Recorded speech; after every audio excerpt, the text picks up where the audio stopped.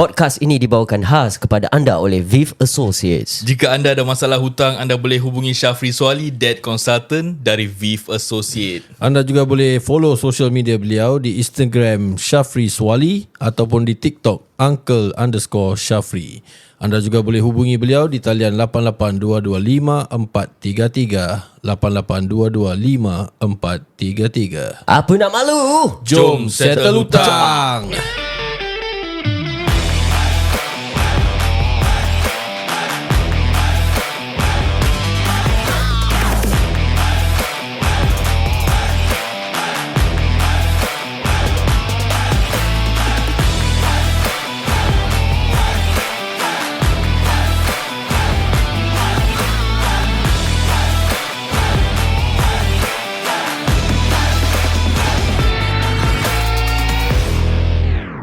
Assalamualaikum dan salam sejahtera kepada pendengar-pendengar dan juga penonton-penonton.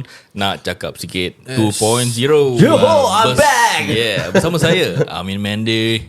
Dan aku Izan Rosli. Dan aku Apple Gaze. Ya, yeah, betul. Siapa tu? Apa dia kak? Siapa tu? Bob mana? Okay, hari ni Bob pun tak dapat hadir lah. Terbaitan lah pula kan.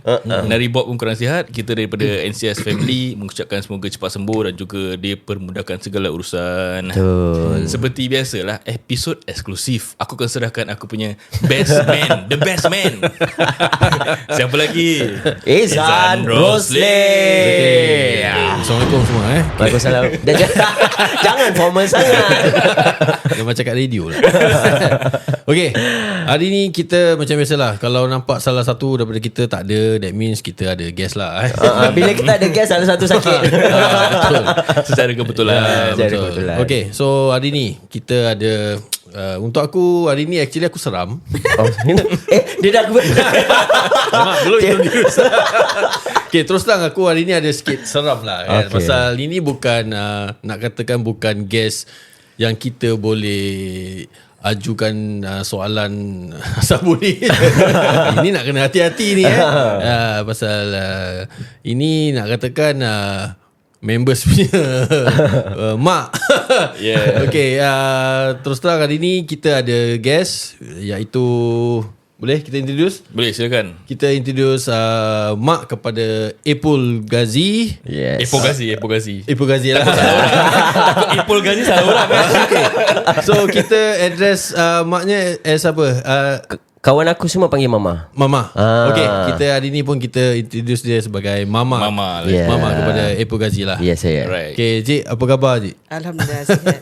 Sihat. Cik tak sihat lah. Oh, tak sihat. Recovering.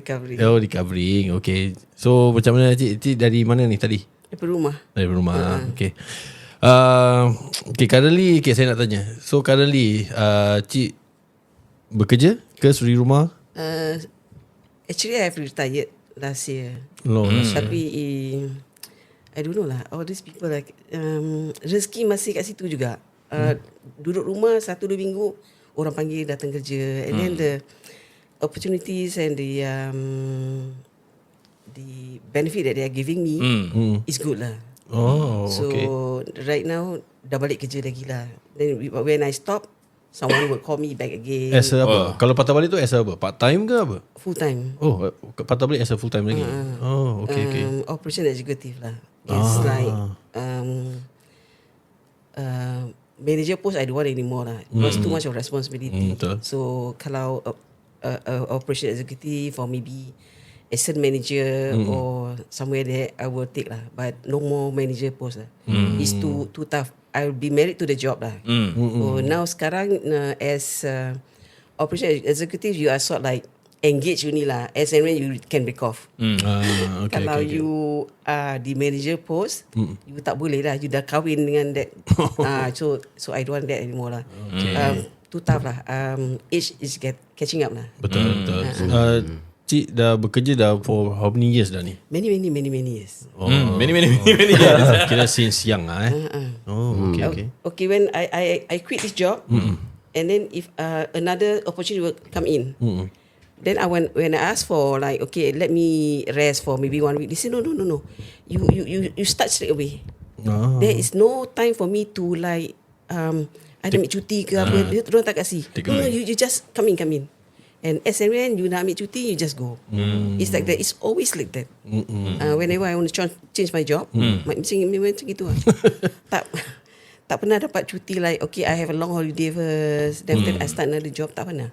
Tapi okay Haji, kalau kita take like it big demand lah gitu. kalau kita take it positively kirakan you got something to offer to the company Masih lah ada kan. value lah. Masih ada value Masih lah ada kan. That is how we look at it lah kalau kita fikir positif. This current job actually I dah tolak berapa kali, but then the boss keep on calling me, keep on calling my husband. You persuade your wife lah. She has a lot of experience, all this. I said no. I mean like I'm at the retiring age. No, I just want to no lah. Your experience, your knowledge is gonna waste lah kalau you tak. So I said okay. What have you got to offer me? So he said okay, this one. The money is there. Like okay. At this kind of age, I don't think people would be willing to pay that kind of money. Correct. So I just take lah. Rezeki. They pay you for your experience lah. Kirakan. Okay, Cik, apart from kerja put aside. Life. How's your life right now? I'm enjoying every day, learning every day also. Every day is a learning journey for me. For my children, from my staff. Maybe the past 3 weekends I'm at KL. Saturday KL, Sunday come back. Sunday because pergi belajar. Oh, belajar. Ingat holiday. Pergi belajar. Belajar apa? Belajar agama ke belajar My passion is in baking. Oh, baking. Okay. So dekat sini, yes, we have this academy to offer. I also masih belajar dengan this ABC studio, still ongoing. I paid 6,000. But then KL side Malaysia, diorang dia punya expertise, dia punya knowledge more than here. Because they are more like artistic, no. This cake they can turn it to become a batik, a painting, something like that, which Singapore tak boleh offer. Faham? Okay. I mean, orang punya kemahiran kat situ lah. So Cip pergi sana belajar about all this lah. So ada orang ke order apa-apa hari raya kat sini semua ada? I stopped for 3 years since COVID. Dah stop. Actually, I will work office hour job. Saturday, Sunday normally I will teach. Oh, teach. Buka baking classes at home, which is very good money. Oh, okay. Yeah. For 4 hours you can. For 4 hours itself, when you buka kelas, you can earn about 1,000 plus. Wah, Just okay. 4 hours. Untuk berapa orang tu? Berapa students? Okay, maybe one student I take 120. Okay. 120. Then depends lah. Oh, okay. Then with even before COVID, every weekend I will have this wedding orders. So the wedding orders, one weekend I can 500-600. So 4 weekends, it's like that lah. Just So actually my life tak stop tau. Tak ada stop tak. Never stop. Other than kerja full time, ada sideline juga. Yes. No. Sometimes I want to stop, tak boleh stop. People like please lah. I like okay. Okay. It's like that. Because sometimes I say okay. Actually, if you want, I can recommend. No. We only want you. I like. Okay, faham. Okay. So sacrifice lah. So okay, malam tak tidur sampai besok pagi, then hantar dan balik pingsan. I mean, selagi selagi ada kesihatan tu okey lah cik. Kalau dah ni nak slow down sikit. Since I'm having all boys, they are not interested. None of them are Apa dia interested. Ipoh? Tak minat. Aku sekali je aku bikin. Pasal aku dah tak nak. Tak boleh paksa dia tolong ke apa, tak boleh paksa. His passion in something else lah. So you have to, that passion must come from yourself. Faham. Betul. Tapi tak pernah tanya suruh mana sponsor ke, jadi kita boleh market. Aku baru nak cakap tadi. Jadi kita boleh tolong market kan. Okay, hari ni kita nak invite Mama datang ke studio kan, bukan tanya pasal dia punya sideline lah. Okay, kita ada benda nak tanya sikit. Topik agak berat. Okay, jadi kita tengah nak dapatkan momentum dia. Jadi ini kira topik pada hari ni is more on keluarga lah. Keluarga antara seorang ibu dan seorang anak. Dan diorang punya cerita ni agak deep. Okay, pasal okay, Izan silakan. Okay Cik, dari kefahaman kita ni semua Epul ni is anak pertama Cik, betul? Yes. Okay. From the first marriage. First marriage, yes, okay. Okay, so Dia dah open. Okay, saya nak tanya macam mana ni jadi seorang ibu kepada Epul ni? Actually, dia degil. He is as stubborn as me. But kedegilan tu yang bring us forward. Betul. So we strive on the stubbornness of us because we want that vision. Because I always teach my children, you want to step up, okay, your vision is where? You cannot, I don't want you to put your vision 1 or 2 years, no, 5 years ahead. Because if you fall down, okay, you have 2 more years to recover. Kalau you cakap 1 tahun, 2 tahun, doesn't make sense because I don't do that. Okay, I've been a single mom for, okay, dengan Saiful is like, before I remarried is about 7 years, 8 years baru I decide to. So after that I married the second one. I decide to stay single, solo mom for 16 years. I don't want to marry. Because for me, orang akan suka dengan kita.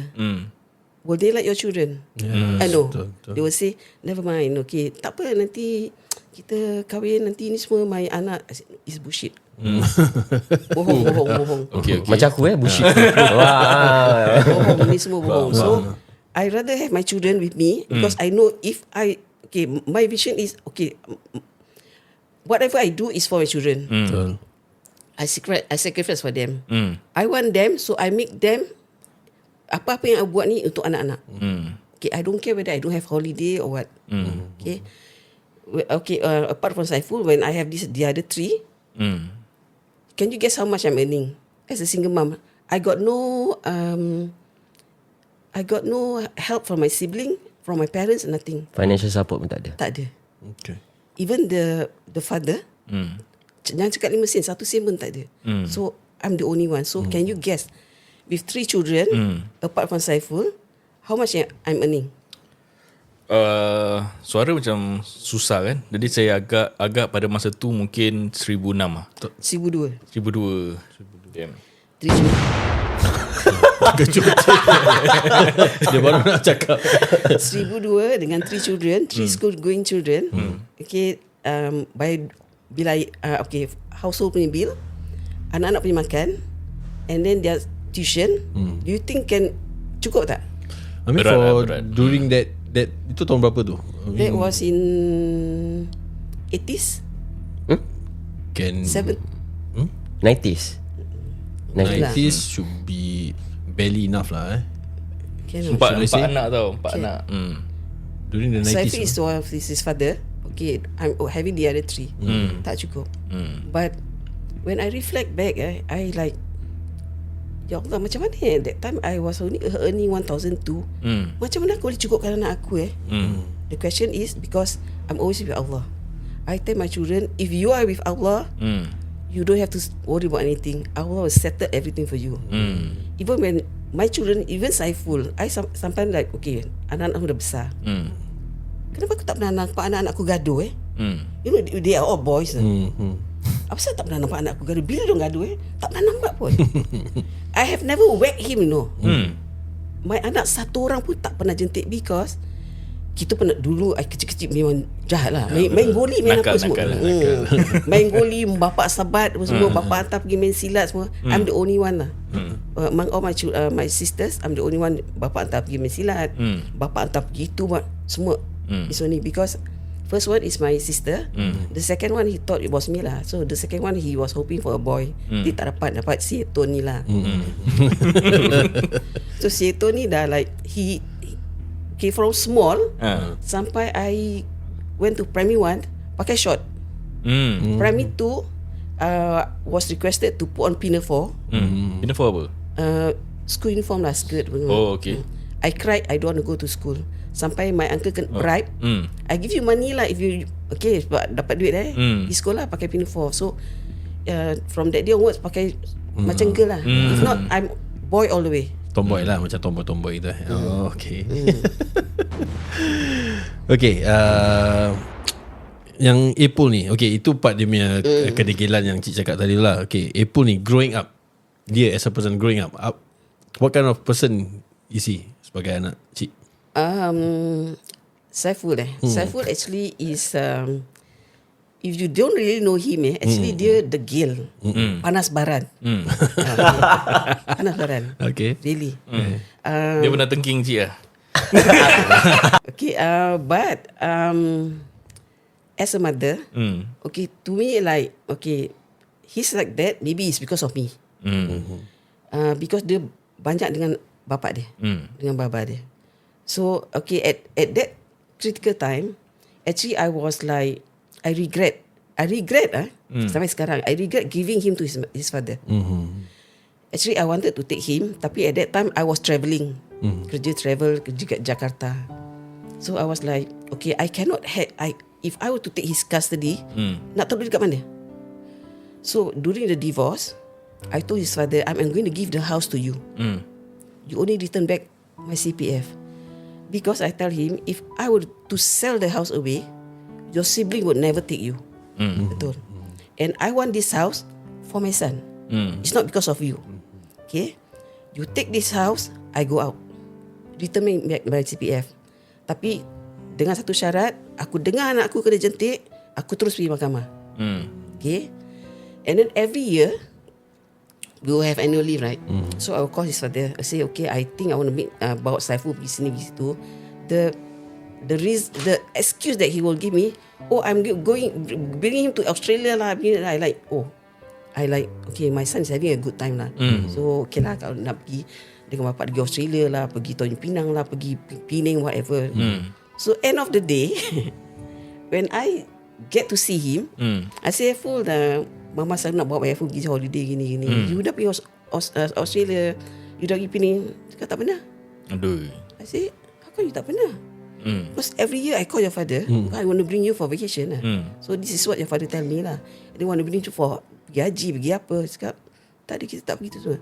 You know how hamper I trusted him so much, okay, because I give him the house. I give you the custody. Sampai satu hari tu, tengah kerja, my staff call me, Zaitun, your son called you. I like, my son called me? That time dia punya yang step brother was only 2-3 tahun. Mana dia budak tu call I said, you sure my son call me? Yeah. Nama dia siapa? Nama Saiful. Oh, okay, that one my son. What do you tell him? I say, okay, mama pergi makan. Later you call. I say, okay, later he call. I say, Full, ya, mama kat sini. I say, ada apa, Full? So he was crying. He say, I belum makan. You know how bad I felt at that time? I say, apakah kau ni belum makan? Cakap, baba tak kasih duit. Cakap, baba kasih I 1 bulan $10. I still remember sampai sekarang. That is my worst nightmare. If I know all these kind of things gonna happen, I memang tak serahkan dia. I don't care whether I need to, I taruh dengan babysitter ke apa, because I was travelling lah. So tak boleh jaga dia kan. So if I know this kind of thing gonna happen, I memang tak release dia.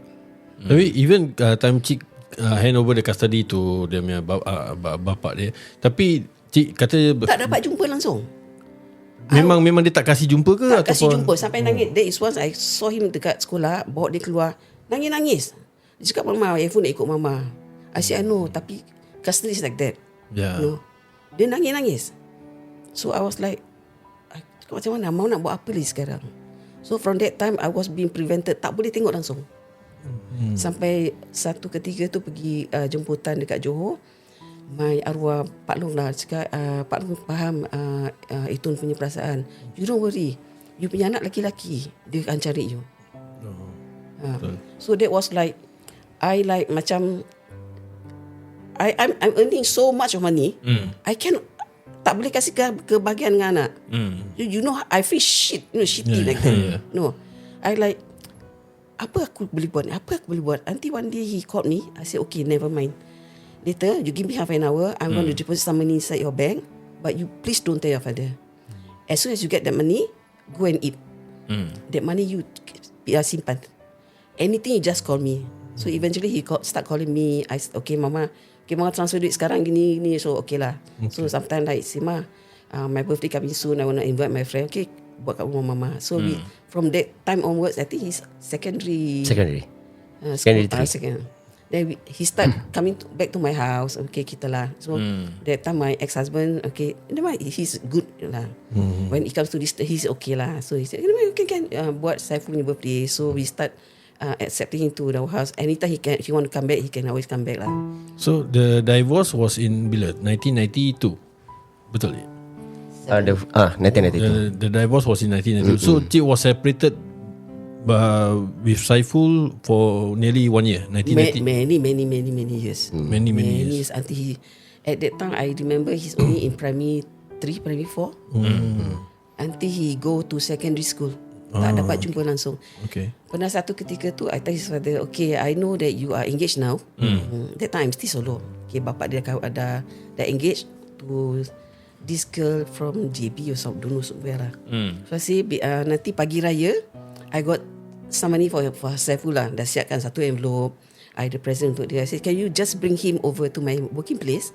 I just want to see him pagi raya lah, nak kasih anak duit. So waited sampai petang. You boleh imagine tak how I felt? I feel like shit. Dia tak bawa pun. Tak dapat jumpa pun. No. Ni duit dah satu stack dah. Okay, tak apa. So there is one that he called me. His father lah. Say, I need your help. I say, yeah, anything lah. Because if he needs help, that means my son also needs help lah kan. Okay. Okay, I'm getting married. I say, okay, congratulations lah. I say, tapi I nak pakai duit lah. I say, okay, how much you need? 700. I say, may I know for what lah? At that time 700 is a lot lah. You nak buat duit tu untuk apa? Oh, sebab nanti kalau lepas I kahwin nak pergi honeymoon. Habis nak ajak Saiful sekali. So I was like, okay lah, untuk anak okay lah, since you want to go for honeymoon, nak ajak my anak, okay. So I said, okay, tomorrow you call me back. Okay. Then after that my friend cakap, siapa call kau? Dia tu lagi I said, dia nak apa? Tak, dia cakap dia nak kahwin. Tapi dia nak pinjam 700 lah. Dia nak pergi honeymoon, nak buat anak aku. Kau gila ke apa? I said, kenapa? Dia nak pergi honeymoon, he can spend money with his wife. Dia tak boleh spend money dengan anak kau. I tell you, better don't give him. I like, jangan lah. Nanti kau tu duit tu tak ada, nanti anak aku tak dapat pergi holiday. Faham? Dia cakap, no, don't give. Then after that, I was like, fikir, kau ni gila lah Tun. So I was like, okay, make sense lah. So the next day, I say, okay, I'm not going to sit in the office. You sit. When he call, you just make up any excuses. So dia bilang, okay, Zaitun is in a meeting. Wah, dia mengamuk sih. Bapak dia mengamuk. Tak dapat that 700 lah. 700 tak dapat. So after that, hilang lagi. Tak dapat jumpa lagi. Until one day, I met him dekat IMM. I was looking, sekali ada satu budak datang. I say, budak macam aku kenal Full gitu. Apa buat apa? Jalan-jalan sini lah mah. Okay. Dia tengok bapak dia kat sana. Terus buka bilik. Ni I pun ambil. Diam jangan bilang baba. So, bapak dia datang dan say, I just walk off. Because at that time we are not on good terms. So I kasih dia duit. I pun diam jangan kasih baba. So along the years I really feel like macam like I'm living for what?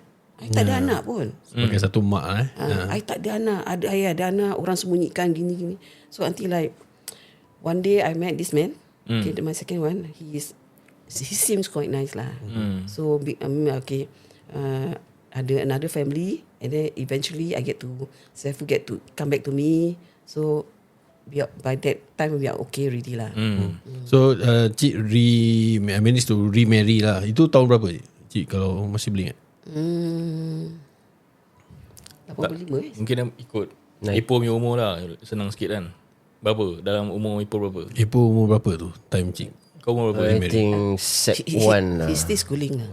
Still schooling set 1. So with your new marriage tu, Cik ada berapa orang anak lagi? Ada 3. Ada 3. Cuma 3 boy jugalah kan? Boy, semua boy. Oh, semua boy. Okay. Time Ipul time Cik ada that 3 anak. So how was the relationship between Ipul from your first marriage dengan your 3 anak yang with your current? They are all good. The relationship. There is no step brothers. That Step kind of apa? thing, There's no step. Semua brother. Semua sama.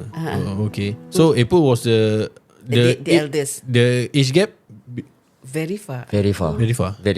14 years Oh, 14 years. Okay, maybe kita boleh get some context.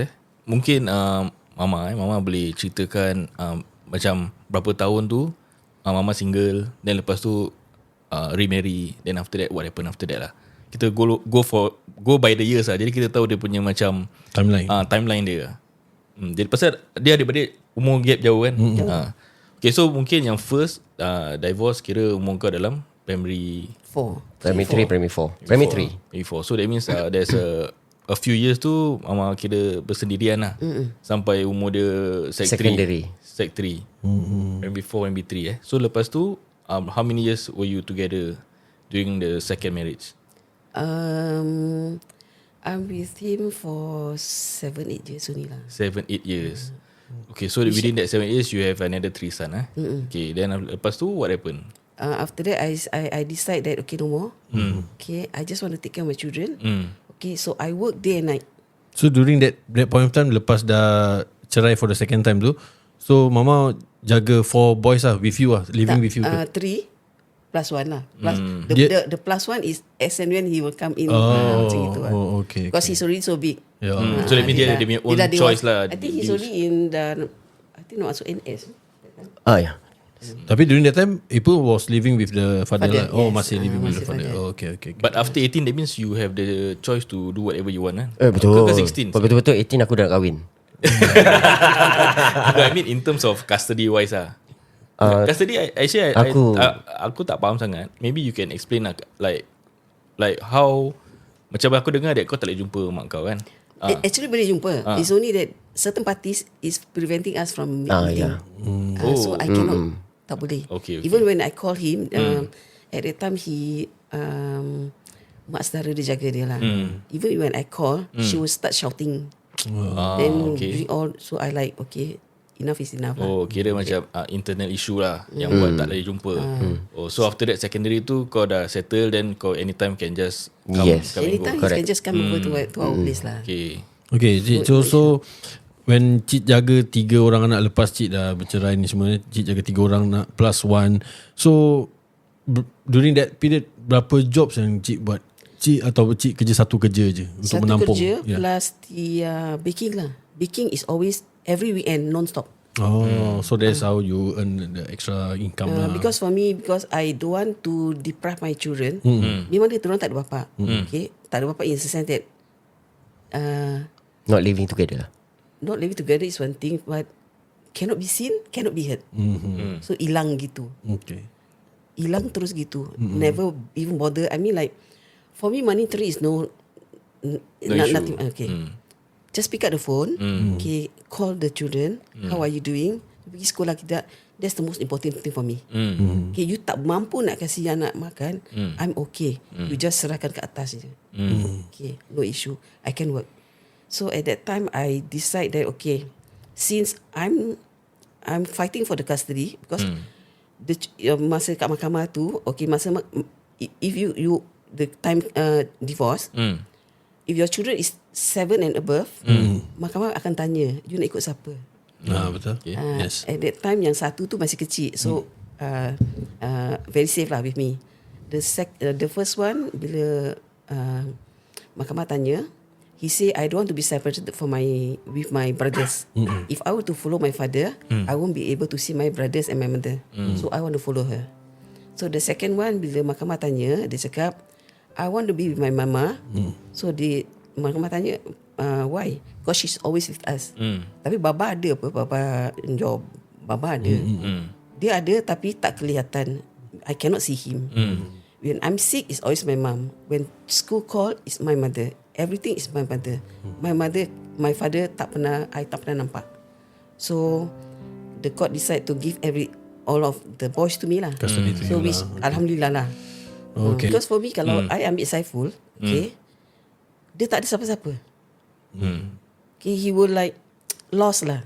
So for me, okay, you can have Saiful, tapi you make sure as and when I want to see Saiful, is being made available. Tapi tak terjadi lah sampai bertahun-tahun. So I feel like okay, I treat you so nice, I give the house to you. Ada perempuan nak kasih rumah kat laki dia. Susah. I give the house to him because I need my son to have a house to live, to stay. Okay, I give him to because he promised take very good care. Tapi end of the day, my anak tak makan. How do you feel as a mother? You earning so much, anak you tak makan. So lepas that separation, kita tahu at that point of time memang tak ada handphone, tak ada internet sangat, tak ada Facebook. So macam mana mama macam look over Ipoh bila macam there's no connection, there's no internet kan at that point of time. So how do you macam look up for him? What do you think about him? Ada macam terfikir-fikir tak Ipoh buat apa ke? When I travel to Jakarta, Singapore, Jakarta, okay, I write letters to him. I write letters, but I don't know sampai ke tidak lah. Nanti whenever I'm in Jakarta, okay, aku nak berikan ini anak aku.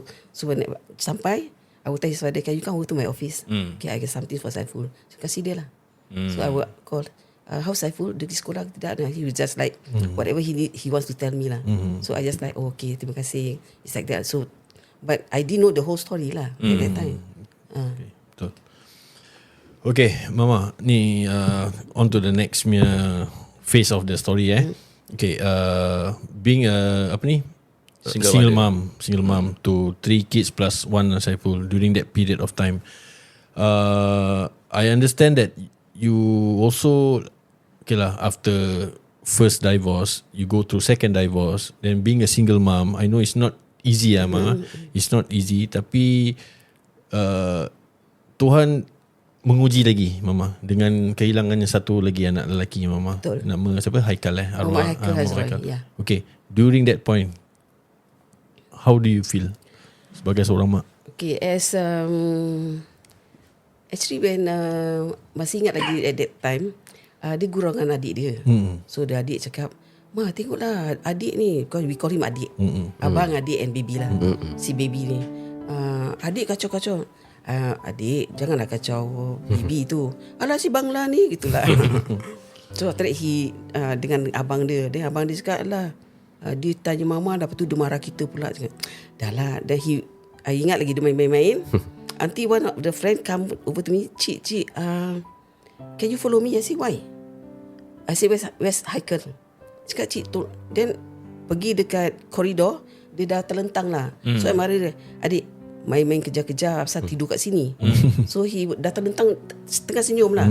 I say, adik bangun. Dia tak bangun. I say, what happened? Dia cakap, tak tahu lah nanti. Dia lari-lari, lepas tu dia jatuh, dia pingsan, terus tak nak bangun. Then at that time, one of the friend dah panggil ambulance lah. So paramedic pun datang. I like, siapa call? Cakap, saya call sebab dia tak bangun-bangun daripada tadi. So okay, but he was smiling lah. Paramedic cakap, are you the mother? I said, yeah. Can you your IC change and then follow us? Okay, follow lah. At that time, in the ambulance, I cakap gini tau, ya Allah, ya Tuhanku, kau kembalikanlah anak aku dengan aku. You know? Because you are, all the while you are with your children, satu kehilangan, how you feel? Yeah, there's a void, right? Okay. Kalau kau nak aku puasa sampai 1 tahun ke 10 tahun, I will do that. Tapi balikkan anak aku. Asyik tu tulis belakang. Tulis belakang cakap, adik bangun. Adik bangun. Kali dah masuk kat tu. So we sit at one room. So eventually the surgeon come out lah. Surgeon come out, nurses semua. Dia kenapa ni ramai-ramai keluar. So the surgeon call, hold my hand. Cakap, Muhammad Haikal Hazroy, Mom. I said, yeah. Okay, we try our best. I said, thank you. But there's nothing much we can do. So I like, okay. You know, kalau orang kalau very stubborn okay, I say. So what else can we do for you? Bring my son back to life. They're like, he cannot lah. He's no longer with us. I say, okay, thank you so much. Tak boleh nangis at that time. Because belum digest lagi So I call I said, abang, baby sini. So I hold their hand. When I hold their hand, baru reality come in. Say, abang, baby, adik dah tak ada. Mencurah-curah, tak boleh berhenti air mata. Ini dua. So I feel like my whole world crash. Really crash dah. No. Tapi lepas tu I cakap gini, you cannot do that. Cakap sendiri, Ton, kau tak boleh buat macam gini. Your 3 sons still need you. Satu memang dah pergi. Tapi macam mana? Dah kehilangan gitu kan. So okay. Lepas tu balik then Saiful pun ikut balik lah. So I tell yang 2 children, you all mandi tidur dulu, nanti besok nanti orang ramai datang. Then I mandi. Lepas tu tengok, then I say, abang, adik mana? Dia gini, adik tak ada, Ma. Adik kau pergi mana? Ma, I like, oh, okay. Like, terus Masih belum biasa lagi lah. but nampak anak 3 tidur, habis you balik nampak 2, mana dia 1 macam itu kan. So okay, at that time really my whole world crash. I like macam nak ikut dia mati juga. Tapi I like, jangan, you cannot do like that, Zaitun. You know, istighfar banyak. You cannot do like that. You still have kids waiting for you. They need you. You kalau rebah, durang lagi rebah. Mama antara tu 3 tu yang your son tu, yang Haikal ni is nombor berapa yang paling? The first Hairi, Haikal. Oh, is the third lah considered out of the 4. Okay. So yang adik-beradik dia macam mana penerimaan diorang bila kehilangan? They was devastated also lah. But Tapi ada affected ke? The first day sampai kita dah kebumikan dia, yang Hairi itulah yang bawa ni Saiful. He felt like bapa dah tak ada, sekarang adik pun dah tak ada. So he really take it very bad. Yang satu tu lagi kecil. So dia belum faham sangat lah. Only like he say until now, sekarang dia cakap sampai sekarang he still miss his brother lah. Sometimes he say dalam bilik, he say when I miss adik, I will talk to him. I say you miss adik, you can talk to him, sedekahkan Fatihah sekali. Adik is always with us. So sampai sekarang we feel that dia dah, I think dah 13 tahun. But we feel that it's only a few years back he left us lah. He's still very new. So during that point of time, Ipul saya percaya Ipul pun sebagai abang ada juga tolong macam memberi semangat untuk he always come in and datang rumah, pergi every now and then lah, he was port in. Dia pun kerja. And that time dia pun dah married kan. Dah. So ada money. So whenever he's free, kerana dia balik kerja malam, dia balik sana, dia tidur lah. Okay, ni sekarang soalan untuk Ipul saya nak wajukan soalan kepada dia. Okay, Ipul, after all ni cerita-cerita yang dah dikongsikan oleh oleh Mama okay, soalannya is untuk pendapat kau ni, what is your best moment atau memories yang kau ada yang kau boleh ingat, sweet memories yang kau ada dengan Mama? Okay, kalau truth to be told kalau nak cakap pasal time kecil-kecil, dah terlalu jauh. Kalau nak ingatkan balik. Yalah. So memang ada sweet memories, tapi aku susah yang aku nak ingatkan balik yang kau boleh highlight lah. Because it is more than aku rasa 32 years ago. Kan? Dah tua aku More than 30 years, 32 years. Kirakan if aku were to extract back whatever bila time aku tengah kecil, okay? So it was more than 32 years. So memang agak susah untuk aku ingat. Tapi untuk aku the best moment it is during kita pergi umrah. So pada at what age? Masa tu it is, aku rasa 6 months after arwahnya pergi. Actually gini, I cannot ketenangan tak ada. So solat tu I cakap, ya Allah ya Tuhanku, kalau dengan pergi umrah, aku akan dapat ketenangan, kau jemputlah aku. No? So besoknya Saiful call, Ma, I think I want to go umrah. Semalam baru Mama. I was just okay lah, kalau you nak pergi, kita pergi. We bring your brother semua. Tapi eventually yang 2 tu tengah sekolah, so we cannot bring. So only me and Saiful lah, we went. So the sweetest memory macam aku cakap, time kita pergi umrah. Okay, it's actually every child punya dream ataupun impian, idaman, di mana kita nak buat ibadah tanah suci Mekah kan. Yang especially the best moment aku masih ingat, it was on Friday bila kita dah sampai kat Mekah tu. It was kita nak balik, lagi berapa hari kita nak balik. So the best moment was bila lepas subuh tu, aku kat Mekah memang aku subuh aku terlepas. Okay. So at that point of time kita nak buat duha, kita nak buat solat, nak buat tawaf sunat. So kita, the best moment was, it was on Friday. and it was drizzling. Aku pimpin tangan mak aku, mama, kita tawaf. Then he say, Ma, krimis ni, jalan je lah. So we just walk only lah. Yeah, and it's like Very peaceful. and not kalau kita ambil yang tentang umrah yang wajib tu, it's like okay, it's very different bila kita tengok di mana kita tengok tempat TV kat drama, and it's really come true tau. Orang cakap come true sekarang Kaabah depan mata ni, dan mak kau ni kat sebelah kau. Faham. Dan kau make sure mak kau ni dapat cium kain kiswa tu. Okay, and kau tak dapat cium tak apa, as long as you manage her first, time kita kemudian hari ataupun dia tepat. So memang pada aku that is the best moment lah. Tak boleh erase sampai aku mati lah benda tu. For you dengan your mum to rasa experience that kind of situation, I mean boleh dikatakan rezeki lah. Betul. Sebagai satu mak dengan bapa, mak pula.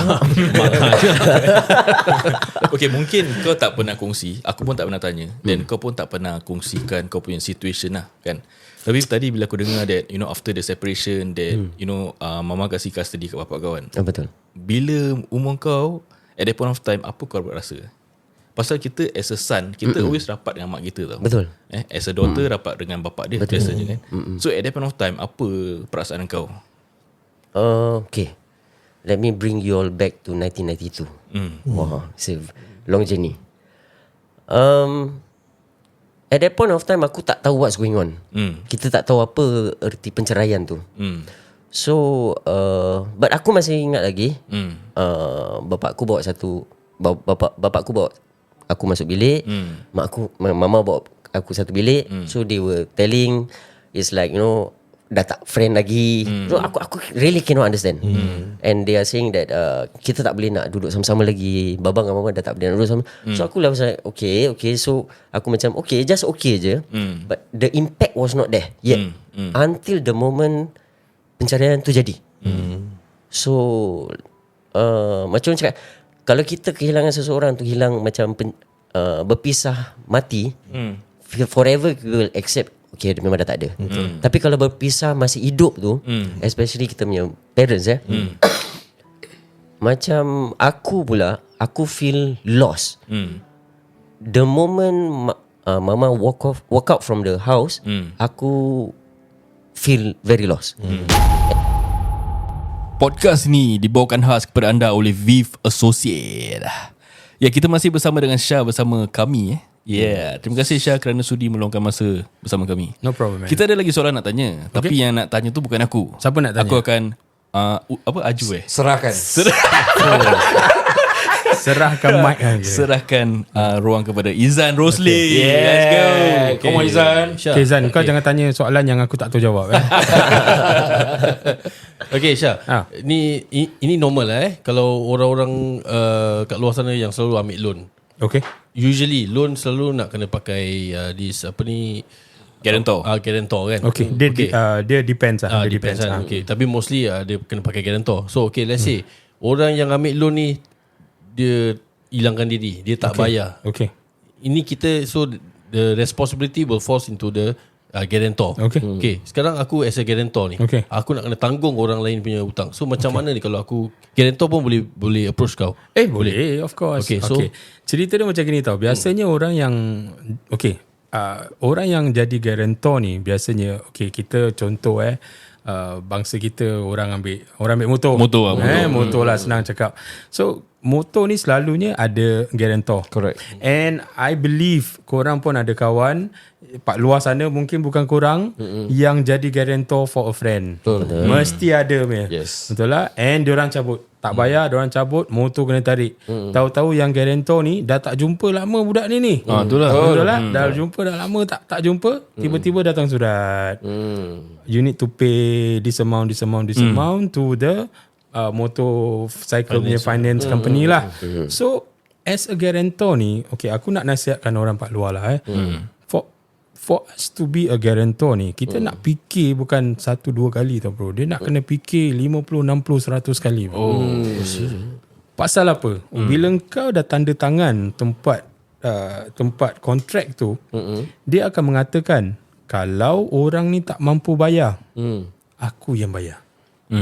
So dia bukan senang macam bro kau boleh jadi guarantor aku tak? Boleh. Ini bukan benda minum bawa blok main gitar macam ni. Betul tak? Ini kalau kau dah sign, tandanya dia mengatakan kalau Izan tak bayar, aku bayar bro. Tiba-tiba rambut aku putih macam dia bro. Cerita dia macam gini. So aku nasihatkan korang, kalaulah this happen to you, orang tu hilang sekali kau, yelah kita pun ada komitmen sendiri. Betul. Tiba-tiba orang kasih surat, kau kena bayar duit motor 20,000, 30,000 tak bayar. So apa yang kau nak kena bikin? Sama juga, kau bawa surat tu, datang jumpa aku. Aku akan tell you what to do lah. As I mentioned, as a guarantor pun, pasal hutang tu dah jadi hutang kau. So can you apply for that repayment scheme? Yes you can. So gitulah cara dia. Die kena bayar juga Die kena bayar juga. So there's no way untuk kita macam cari yang orang yang hutang tu. Okay. Tu hutang. Biasanya orang akan cari biasanya sebelum diorang jumpa aku tu, diorang akan cari dulu. And biasanya bila diorang dah jumpa aku tu, diorang dah tak dapat cari bro. Diorang dah tak dapat cari. And ataupun diorang cari, budak tu kira diorang cap siau dengan kau lah. Pasal apa? Ini game guarantor dengan yang penghutang ni Aku as a debtor ni, kalau aku tahu, contoh aku tak cakap orang tu busuk hati let's say kalau aku debtor, aku tahu ada guarantor, aku selamat bro. Kira lepas tangan lah kira. Dia bukan lepas tangan. Kadang-kadang orang tu betul-betul tak mampu lah. Kita tak mau cakap benda yang tak baik. Kita snuzon lah. Kita cakap yang baik lah. Mungkin dia pun ada kesusahan dia sendiri. Cuma bila kau dah jadi guarantor ni, kau dah tak boleh cabut dah. Dia akan datang dengan kau. And aku ada klien yang guarantor dia ni, dia dah pindah rumah. So kedai tu dah tak dapat cari dia. Okay. Sekali bila dia nak apply renovation loan, dia tak boleh apply bro. Dia track down lah. Dia track down. Sekali dia cakap pasal kebetulan pula dia pergi ke bank yang dia pernah jadi guarantor dulu. Terus dia kena bro. Kena. Kesian lah. Okay. Jadi kalau nak cari guarantor, biar yang berduit lah. Dia bukan pasal berduit. Dia bukan pasal berduit. Bukan. Guarantor is not about the whether guarantor tu ada duit ke tak ada. Nak saya yang naif lah. Ini lagi random. Tiba-tiba. Kira tak baik lah. Kita jangan buat orang macam gini. Pasal apa? Kau buat orang macam gini, satu hari mesti kau kena balik. Betul cakap. Tapi diorang ada cakap tau, biar orang buat kita, jangan kita buat orang. Betul. Itu zaman dulu bro. Zaman dulu. Zaman sekarang biar kita buat orang, jangan orang buat kita. Faham. Yalah, so if you want if let's say you are the guarantor of that person and that person dah cabut ke apa, InsyaAllah aku boleh settle tu semua lah. The amount still the same, 15,000. Sama bro. Okay. Sama. The sama. terms and conditions Dia main apply, repayment Semua wise sama. Semua sama. Jadi aku akan sama juga, aku akan minta dia punya surat-surat. Kalau dia ada hutang-hutang lain, even better. Maksudnya dia ada guarantor for that person. Sekali dia ada hutang-hutang lain, lagi baik. Aku boleh satukan semua sekali. Because for you to apply debt repayment scheme ni, aku boleh consolidate all debt into one.